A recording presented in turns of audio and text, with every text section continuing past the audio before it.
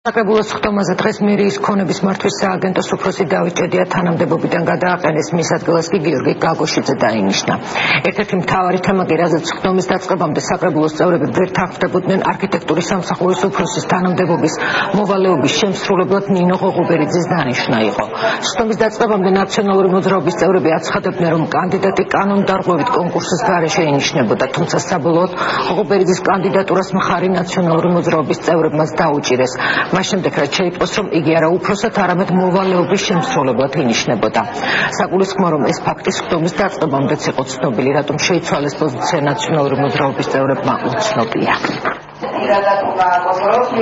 გამომდინარე იქიდან, რომ ჩემ კანდიდატურას სჭირდება კომისია, მე ვთანადროებით მოვალეობის შემსრულებელი და შემდგომ წარდგები კომისიის წინაშე. ჩავატარებ რიგ სამუშაოდ გეგმასთან მიმართებაში, ამაზე შეხედულება საკუთრებით სამაქვს აუცილებლად. ეს გეგმის პრობლემა არ არის მის შესრულებაში, არამედ მის აღსრულებაში.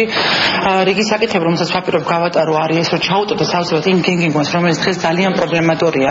ანალიზი, კვლევა, რომელიც კონკრეტულად დასთვალს იმ ამოცანებს, თუ რის მიხედვით განვითარდეს მომავალი გეგმა. მისასალმებელია, რომ ჩვენი სავსებით საფუძვლიანი შენიშვნა იმასთან დაკავშირებით, რომ არქიტექტურის სამსახურის უფროსი არ შეიძლება მუდმივად დანიშნულიყო კონკურსის გარეშე, იქნა გათვალისწინებული და იგი ინიშნება დროებით და ჩატარდება ერთი წლის ვადაში კონკურსი. სამწუხაროდ ჩვენი ოპონენტების პოზიცია დღეს ნამდვილად ვერ გავიგეთ, რას ეფუძნებოდა. წარმოდგენილი იყო ორი კანდიდატურა.